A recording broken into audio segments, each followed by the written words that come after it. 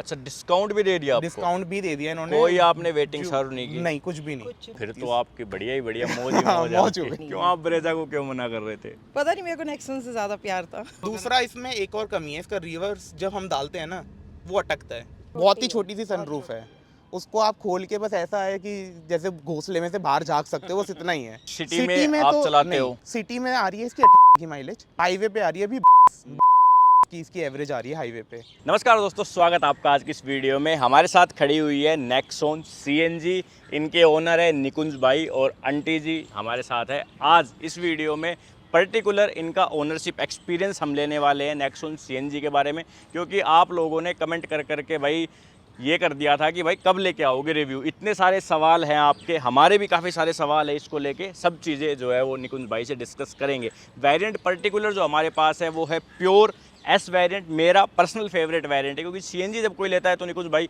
ये है कि थोड़ा बजट में गाड़ी मिल जाए। टॉप एंड वेरिएंट भी इनके 16.5 लाख के हैं, तो वहाँ उतना वो नहीं है। तो सबसे पहले तो welcome auntie ji and welcome भाई आपका हमारे चैनल पे। चलो बताओ आपका सबसे पहले तो एक्सपीरियंस बताओ, थोड़ा सा अपना इंट्रोडक्शन दो। मेरा नाम निकुंज गर्ग है, ये मेरी माता जी हैं और मैं लॉयर हूँ, दिल्ली में प्रैक्टिस करता हूँ। ये मैंने गाड़ी ली है अभी 9 अक्टूबर को गाड़ी ली है हिमगिरी मानेसर से। स्टाफ का बिहेवियर बहुत अच्छा था। एक दो जो इशू थे उन्होंने हैंड टू हैंड रिजॉल्व कराए और वीडियो भी मैंने देखी भाई की, उसी के थ्रू वहाँ तक पहुँचा। अभी आके पता चला कि इन्होंने हमारी वीडियो देख के ये गाड़ी जो है पता चली है कि इन्हीं की वीडियो से ही पहुंचा था मैं वहाँ तक, क्योंकि ऐसे में पहचान नहीं पा रहा था कि किससे मेरी फ़ोन पे बात हो रही है। अभी देख के पता चला कि भाई की वीडियो देख के मैं वहाँ तक पहुँचा ही था, तो ये भी एक अच्छा था कोइंसिडेंस था हमारे लिए कि हम पहुँच गए वहाँ तक। आंटी जी ने स्पेशली फ़ोन किया वीडियो देख के? हाँ, स्पेशली मम्मी ने फ़ोन करा। मैंने जिस दिन वीडियो डली उसी दिन देखी तो सही, मगर जो कॉन्टैक्ट नंबर था उस पर मैंने कॉल नहीं कर पाया क्योंकि थोड़ा सा बिजी था। मैंने मम्मी को बताया कि ऐसा ऐसा है हमारे साथ। हम पिछले जून से मैं मतलब जून 2023 से मैं वेट कर रहा था कि आ जाए, जब से इसका फेस लिफ्ट आया था नेक्सॉन का, कि सीएनजी में आ जाए, क्योंकि मेरी रिक्वायरमेंट थी सीएनजी की। मेरा ट्रैवलिंग बहुत ज़्यादा होता है, बहुत ज़्यादा ट्रैवलिंग रहती है, तो मेरे को था कि सीएनजी की, मैं इससे पहले भी i10 थी जो सीएनजी में थी, उसको यूज़ कर रहा था, तो इसका वेट कर रहा था। मोस्ट अवेटेड चीज़ थी मेरे लिए तो ये लाइफ के लिए अभी तक। तो चलो एक चीज़ बताओ मेरे को, जैसे कि आपने खुद से रिसर्च करके ये गाड़ी चूज़ की नेक्सॉन पर्टिकुलर अगर मैं कहूँ, या फिर किसी ने आपको गाइड किया? क्योंकि ये है ना कि 10-10.5 लाख रुपए के आसपास जब अपन सीएनजी गाड़ी देखते हैं तो मल्टीपल जो है वो ऑप्शंस है।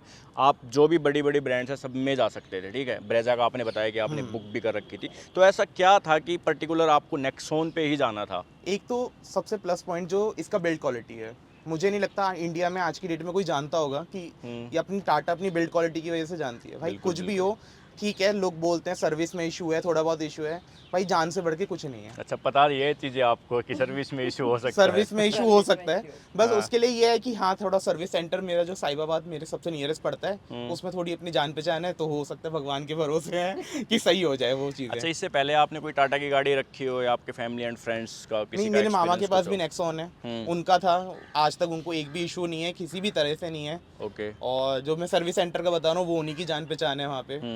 तो और मेरे फ्रेंड के पास एल्ट्रॉज है, उसकी भी बढ़िया चल रही है, किसी को कोई इशू नहीं है। जो मैं देखता हूँ जो इशू दिख रहे हैं वो सिर्फ नेट पे दिख रहे हैं मुझे, जो जिनको मैं जानता हूँ उनके पास तो कोई इशू नहीं है।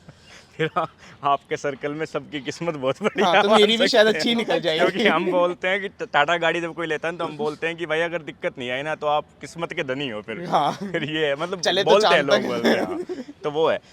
नेक्सॉन आपने बताया कि पेट्रोल में ही आपने बुक कर दी थी कि भाई जब सीएनजी आएगी तो आप मुझे सबसे पहले दे देना। जून में बुक कर दी थी मैंने कुछ जून, अभी जो 24 हमारा वाला गया जून, मैंने उसमें बुक कर दी थी पेट्रोल में कि जब मेरी सीएनजी आ जाए ना तो आप सबसे पहले मेरे को दे देना। मैं इतना वेट कर रहा था इस गाड़ी का।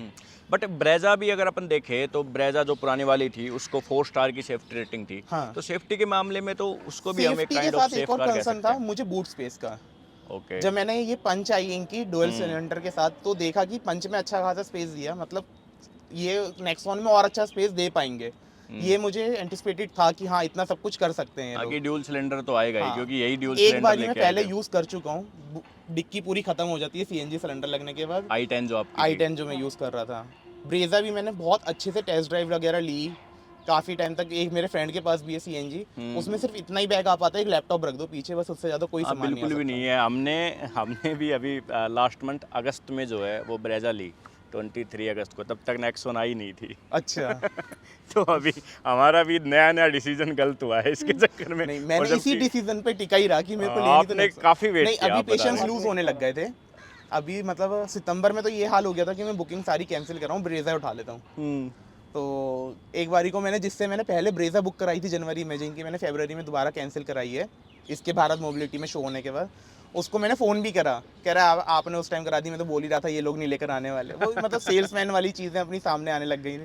तो मैं कहा चल ठीक है, उसने इतना बोला मेरा मूड दोबारा ख़राब हो गया, मैं कहा वेट कर लेता हूँ, जब इतना करा तो और कर लेता हूँ। अच्छा, पर्टिकुलर वेरिएंट जो है प्योर एस, मतलब ऐसा था कि आपको यही वेरिएंट लेना था या फिर जो अवेलेबल हुई गाड़ी उस हिसाब से आपने ले नहीं, ली? मुझे लेना था प्योर प्योर लेना और था। स्मार्ट प्लस एस में, मतलब स्मार्ट प्लस और प्योर Okay. की तरफ मेरा थोड़ा सा था। प्योर में सिर्फ ये रीज़न था कि जो दिल्ली का वेदर है ना, गर्मियों में बहुत ज़्यादा वो हो जाती है गर्मी हाँ। वगैरह, तो पीछे बैक एसी मिल जाए, 2-3 चीज़ें जो मुझे बाहर से ना करानी पड़े, हम्म। इंटरनल वायरिंग वगैरह, ये सब चीज़ें मैं वायरिंग वगैरह नहीं छिड़वाना चाहता बाहर Okay. से, उस वजह से मैं प्योर तक गया।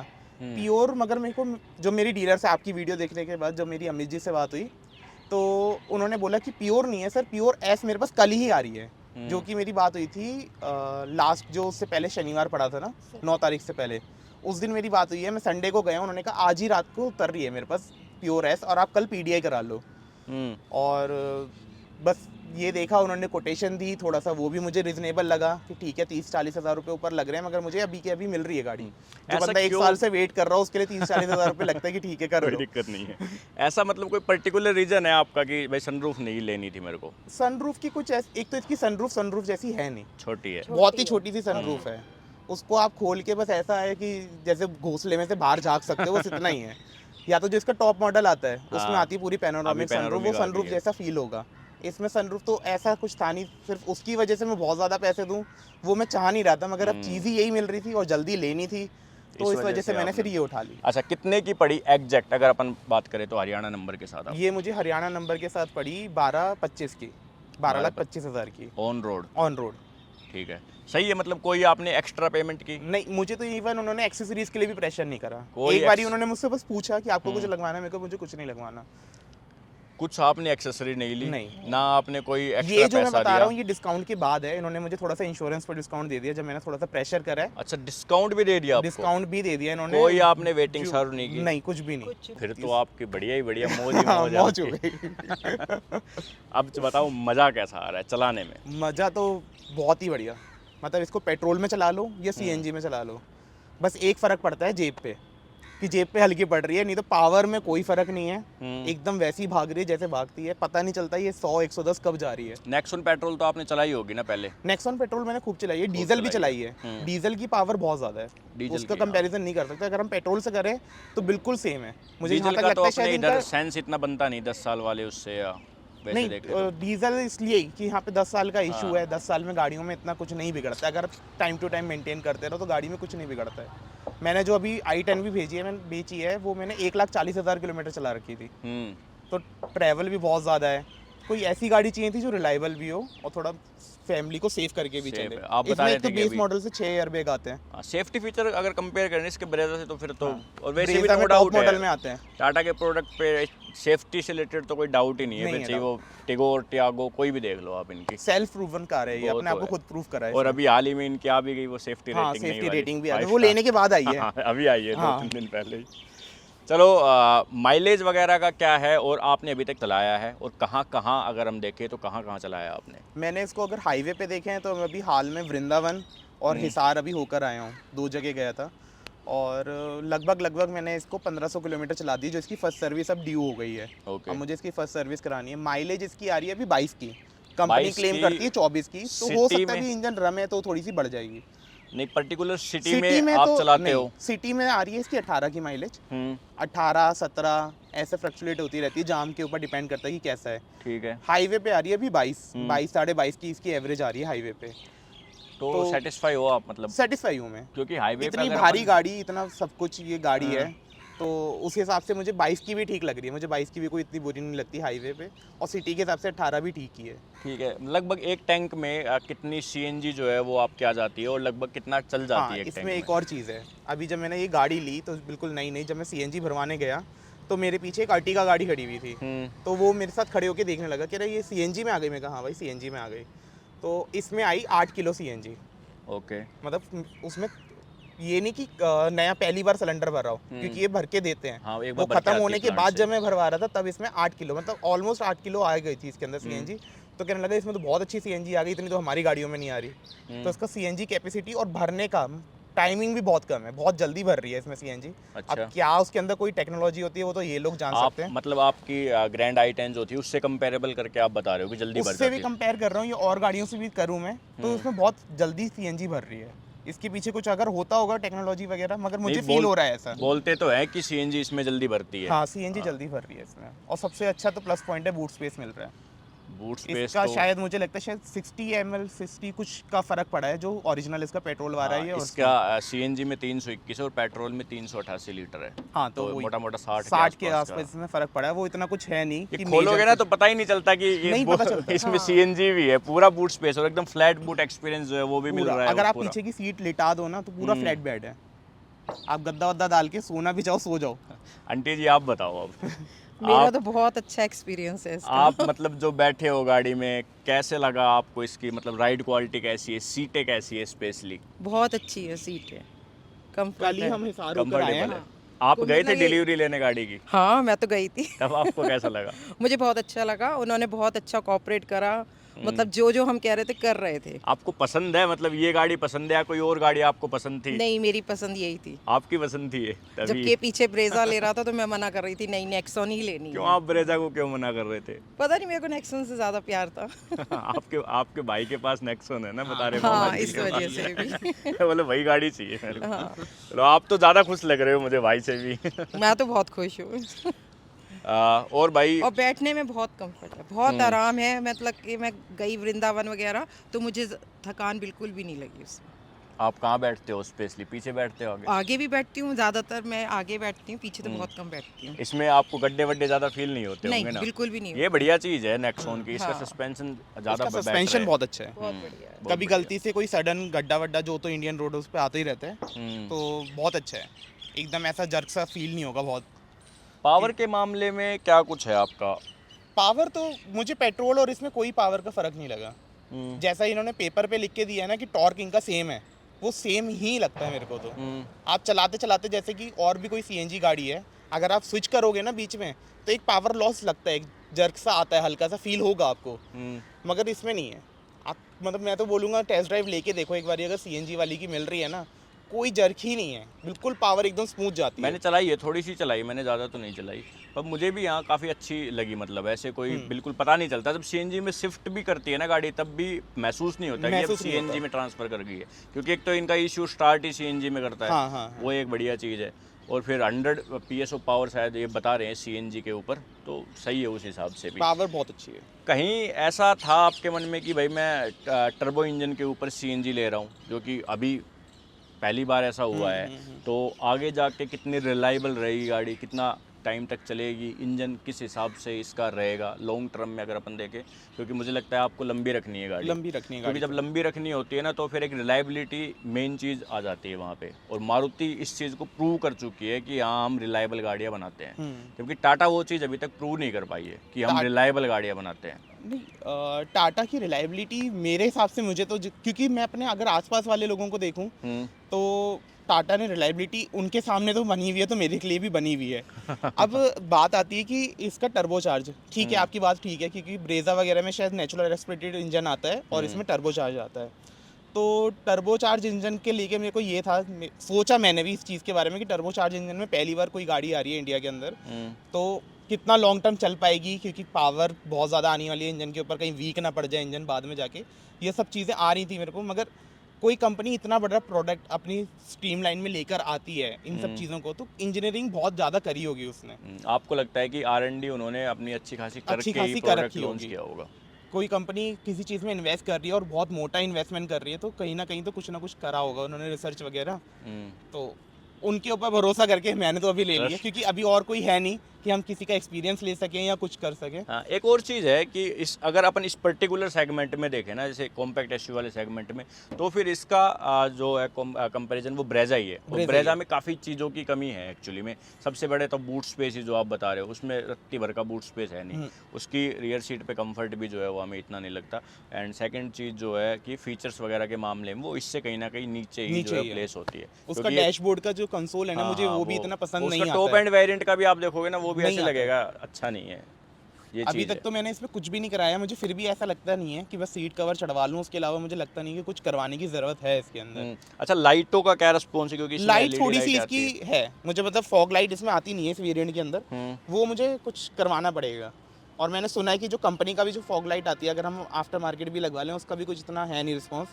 तो देखूंगा कोई और अच्छा ब्रांड कोई किसी का मिलेगा तो उसकी लगाऊंगा, क्योंकि थोड़ा है लाइटों का है इशू इसके अंदर। अच्छा, जब आप हाईवे पे स्पीड पे चलते हो तो कहीं ऐसे लगता है कि 100-120 पे गाड़ी हल्की फुल्की जो है वाइब्रेट कर रही हो, या फिर उस लॉन्ग टर्म में हल्का फुल्का पावर आपको ऐसा महसूस हो रहा हो कि हाँ यहाँ पे सीएनजी महसूस हो रही है? नहीं, सीएनजी वाला तो मुझे कहीं पे इशू महसूस ही नहीं हुआ कि पावर लॉस हुई है या कुछ भी हुआ है।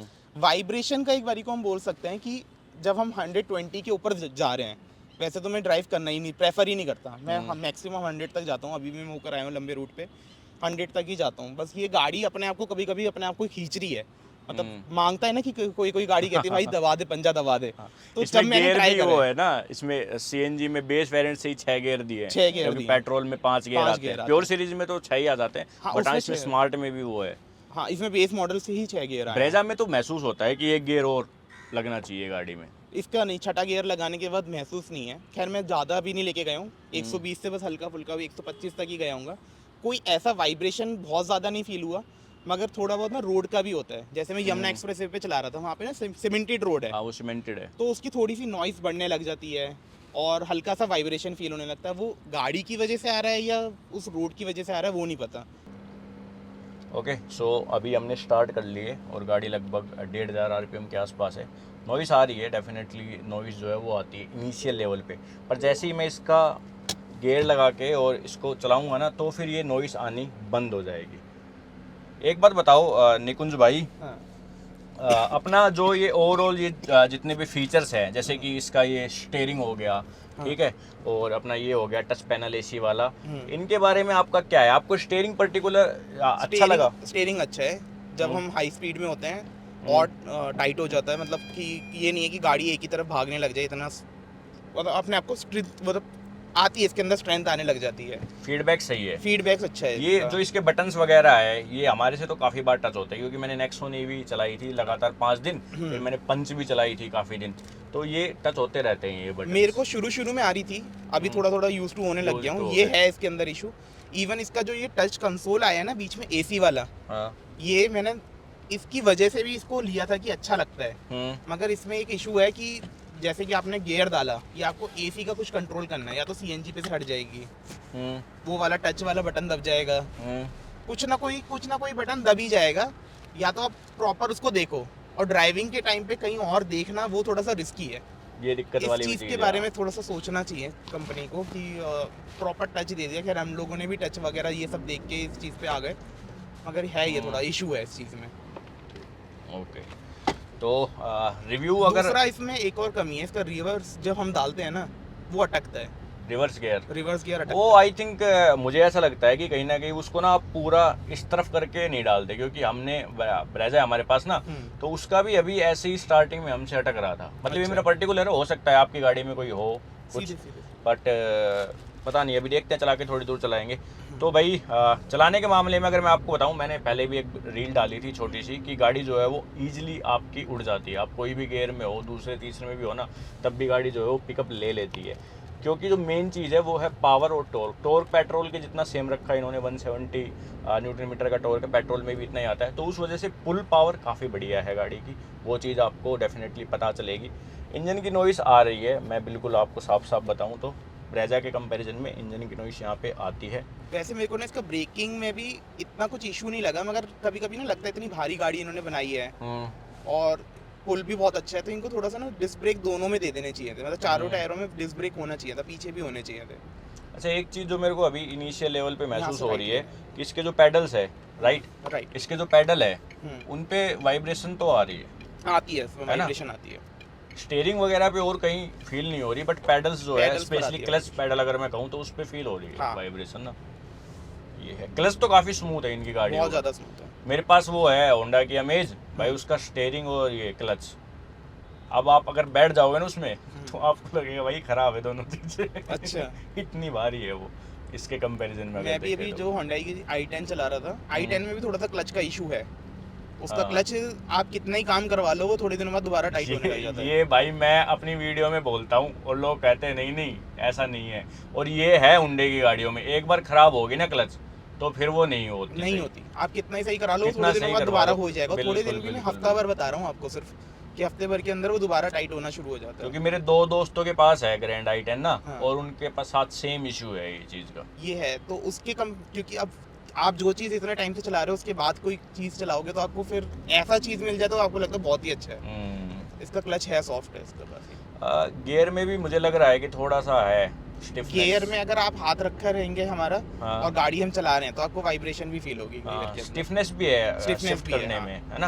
हम्म। तो माइलेज आपके हिसाब से अगर अपन सिटी हाईवे मिक्सअप लेके चले तो हाँ। कितना दे रही है, मतलब एग्जैक्ट? सिटी और हाईवे का हम तो मोटा मोटा हम 21 पकड़ सकते हैं कि सिटी और हाईवे में करके 21 तो दे रही है ये। 21 तो ठीक है, 21 में अच्छी तो आई है। थिंक कोई प्रॉब्लम नहीं होनी 21 की चाहिए। माइलेज अच्छी है। ब्रेजा भी इतना ही देती है, 22-23 देती है बस। अच्छा। उससे 1-2 पॉइंट, तो इससे 2 पॉइंट ज़्यादा दे देगी मेरे हिसाब से, उससे ज़्यादा फर्क नहीं आएगा।